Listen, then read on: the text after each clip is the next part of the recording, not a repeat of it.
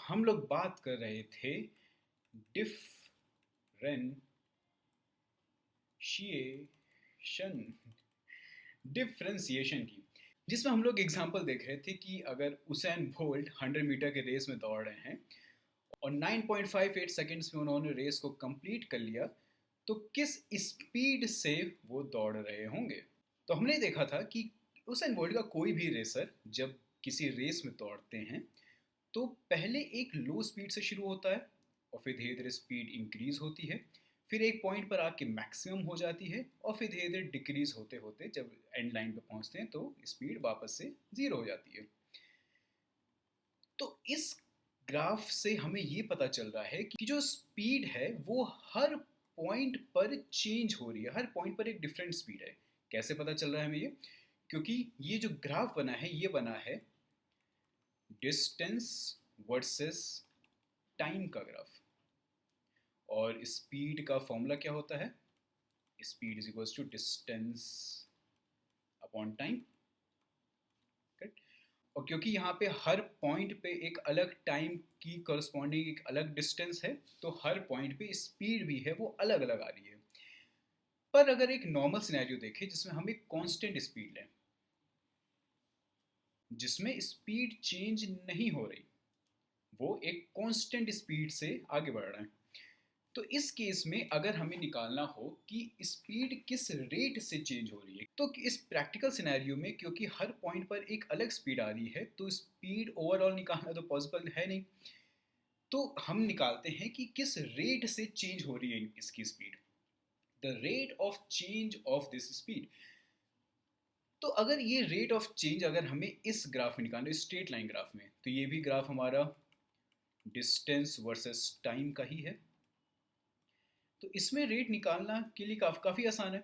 Rate निकालने के लिए हमें बस किसी दो पॉइंट्स के बीच में देखना है कि कितना डिफरेंस आ रहा है, या फिर दो पॉइंट्स के बीच का स्लोप कितना है।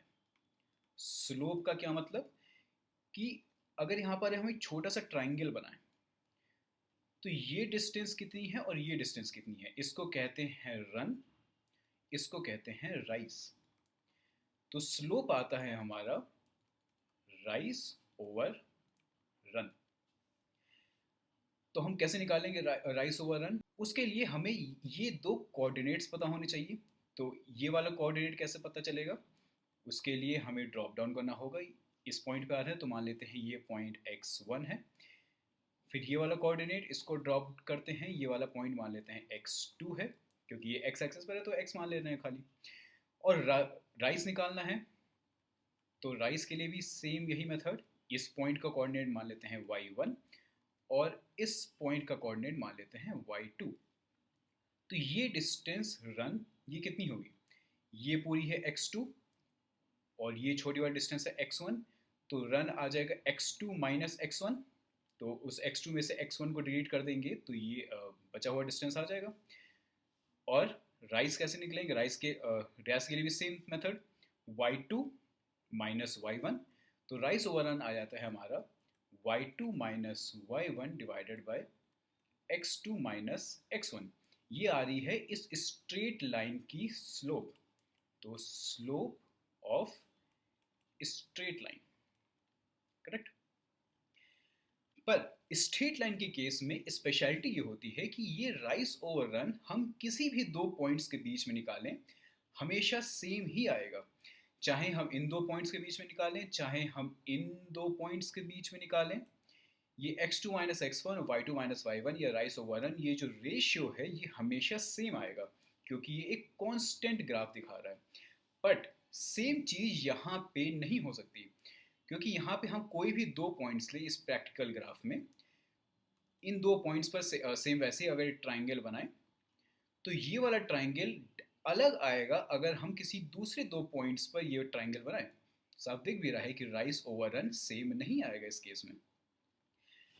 तो इस केस में हम कैसे निकालें कि इसका रेट ऑफ चेंज कैसे आएगा, क्योंकि रेट ऑफ चेंज निकालने के लिए हमें स्लोप निकालना है और स्लोप निकालने के लिए हमें राइस ओवर रन पता होना चाहिए, और राइस ओवर रन तो हर पॉइंट पे अलग आ रहा है। तो कैसे डिसाइड करें कि इसका रेट ऑफ चेंज या स्लोप कैसे निकलेगा? तो उसके लिए हम किसी भी दो पॉइंट पे मान लेते हैं कि अगर हम इन्हीं दो पॉइंट्स पर राइस ओवर रन निकालते हैं। ये वाला ये हमारा राइस हो जाएगा और ये हमारा run.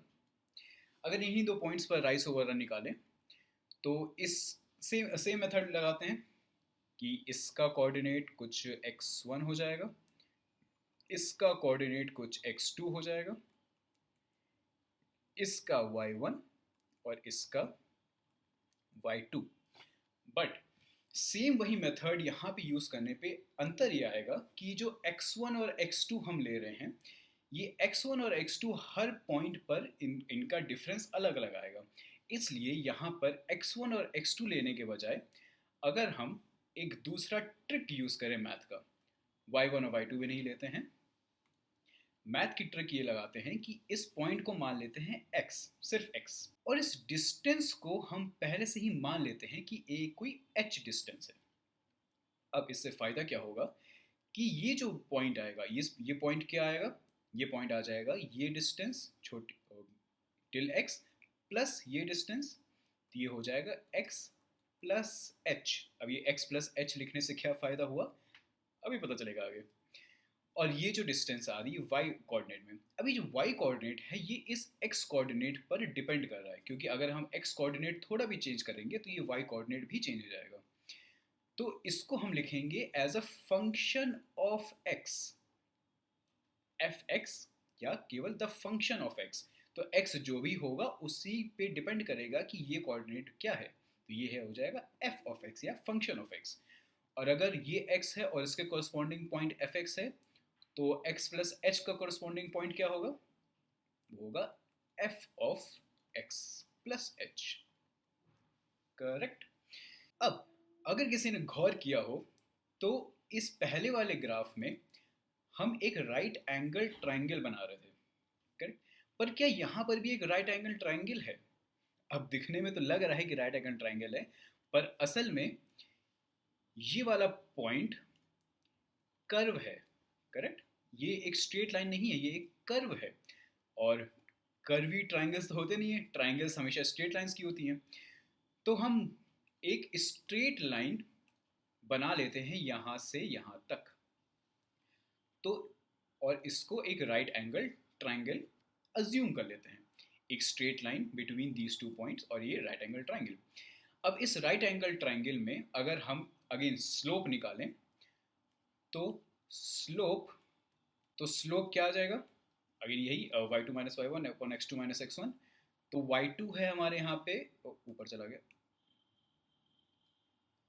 f x plus h, तो f of x plus h minus y1 है fx minus fx divided by x2 minus x1 है हमारा x प्लस h और x1 है x, तो x plus h minus x। अब फायदा पता चल रहा है, x और x कैंसिल हो जाता है, तो जो हमारा स्लोप आ रहा है ये क्या निकल के आया, ये f of x plus h minus F x divided by h। ये क्या है, ये हमारे पास एक सिंपल सा फॉर्मूला था कि slope of a straight line y2 minus y1 x2 minus x1, simple सी चीज़ थी। ये क्या निकाल दिया है हमने, ये f कहाँ से आ गया, f of x plus h भी आ गया, f भी आ गया। ये मैथ में जब इंग्लिश घुस जाती है ना, बड़ी उलझन होती है कि नहीं। तो देखते हैं इन सब का मतलब क्या है एग्जैक्टली। ये जो हमने लिखा है f of x plus h minus F x divided by h, इसका मतलब क्या आ रहा है? मतलब इसका स्ट्रेट वही है जो हमारा स्ट्रेट लाइन में था, कि ये हमारा स्लोप निकालेगा। स्लोप का मतलब द चेंज, कि उस कि द रेट ऑफ चेंज, कि कितना चेंज हो रहा है, किस रेट से चेंज हो रहा है। और हमारी पूरी कैलकुलस, डिफ्रेंसिएशन या दूसरे पार्ट जितने हैं कैलकुलस के, सब कुछ इसी पे, सारी कैलकुलस केवल इसी एक पॉइंट पर है कि rate of change of a function क्या है, किस रेट से कोई चीज चेंज हो रही है। और हमने इस कर्वी ग्राफ में भी देखा कि हमें रेट ऑफ चेंज निकालना है, क्योंकि एक कांस्टेंट स्पीड से तो चल नहीं रहा। तो अगर रेट ऑफ चेंज निकालते हैं तो किसी भी एक पॉइंट पर हम बता सकते हैं कि उस पॉइंट पर उसकी स्पीड क्या रही होगी, क्योंकि हमें पता है कि किस रेट से चेंज हो रहा है। तो अगर किसी एक पॉइंट पे भी हमें रेट ऑफ चेंज पता चल गया, उसके इमीडिएट नेक्स्ट पॉइंट पे कितनी वेलोसिटी होगी, उसके इमीडिएट बैक पॉइंट पे भी कितनी वेलोसिटी रही होगी, हम सब निकाल देंगे, क्योंकि हमें पता है कि किस रेट से चेंज हो रहा है। करेक्ट। और उस रेट को निकालने के लिए हमें इसको पता करना है। अब प्रॉब्लम यहां पे ये आएगी, अगर किसी ने नोटिस किया हो कि हमारे पास, इसको थोड़ा जूम करते हैं, कि हमारे पास जो राइट एंगल ट्राइंगल बन रहा था वो एक स्ट्रेट लाइन का नहीं था। करेक्ट। हमने अज्यूम किया था ये राइट एंगल ट्राइंगल, और इस पॉइंट के बीच का हमें निकालना था।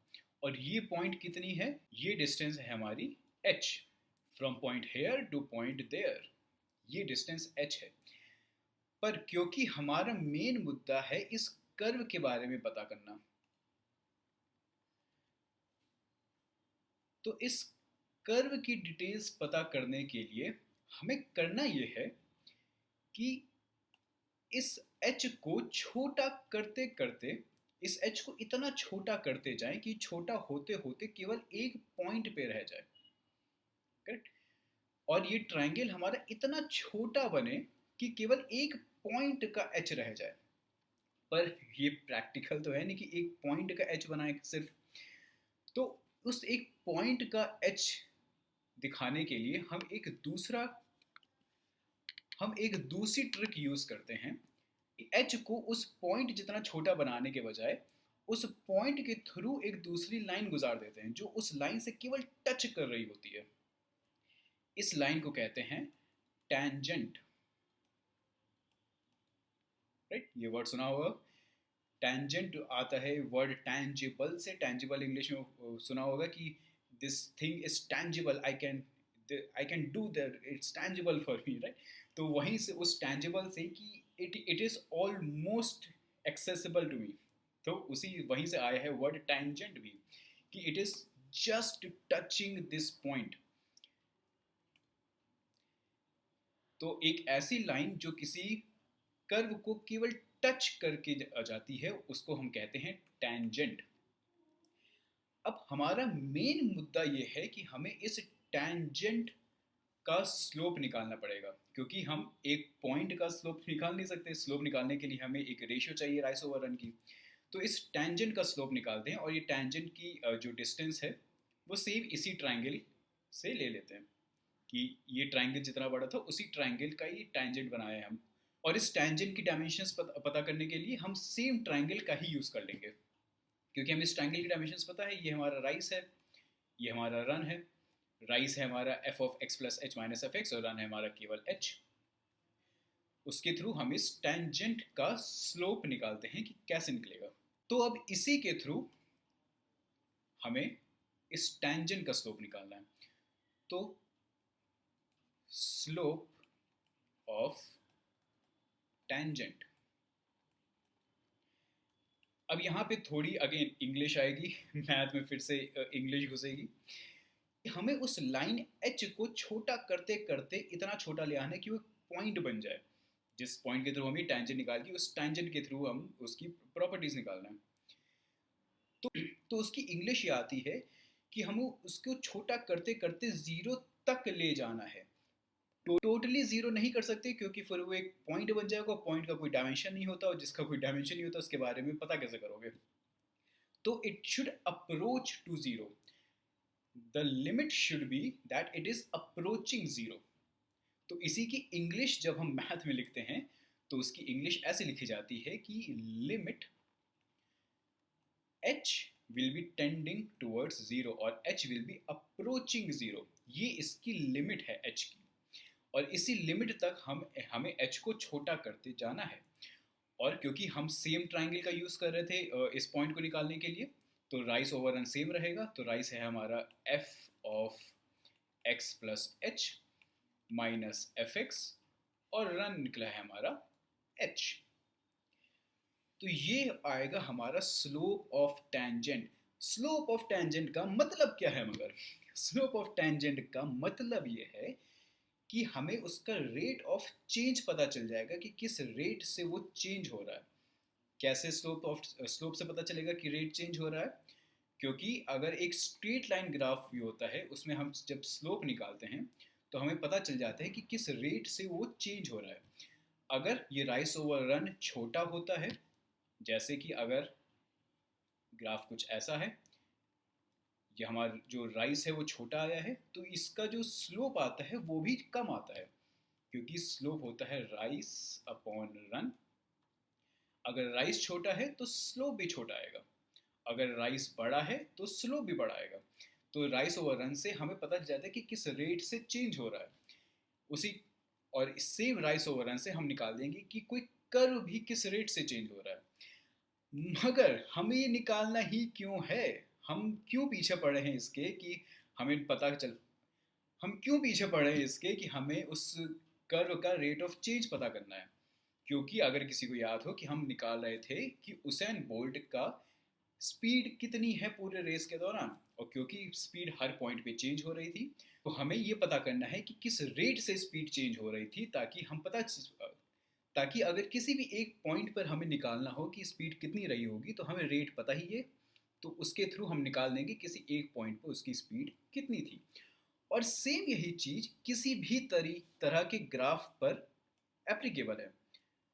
जैसे अगर ऐसा ग्राफ बना है, इसको कहते हैं एक पैराबोला, करेक्ट? अब इस पैराबोला का अगर हमें रेट ऑफ चेंज निकालना है कि किस रेट से ये चेंज हो रहा है, तो किसी भी दो पॉइंट पर हमें सेम वही करना है कि किसी दो दो पॉइंट पर हमें पता करना है कि इसका राइज ओवर रन कितना आएगा। इसको x मानेंगे और एक इमीडिएट डिस्टेंस h ले लेंगे, जो एक बहुत छोटा डिस्टेंस होगा h। ये हो जाएगा x प्लस h, ये fx और ये fx प्लस h, करेक्ट? जिसके थ्रू हम निकाल पाएंगे कि इसका रेट ऑफ चेंज कितना आ रहा है।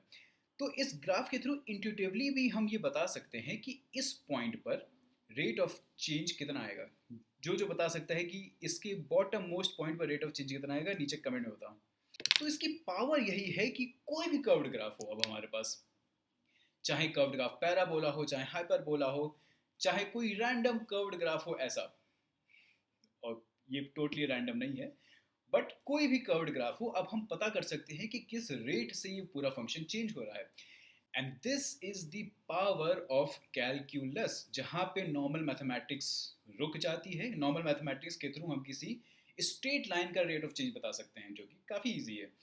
बट किसी कर्व्ड ग्राफ का रेट ऑफ चेंज निकालने के लिए हमें कैलकुलस का यूज़ करना पड़ेगा, और कैलकुलस में हम फिलहाल पढ़ रहे हैं डिफरेंशिएशन।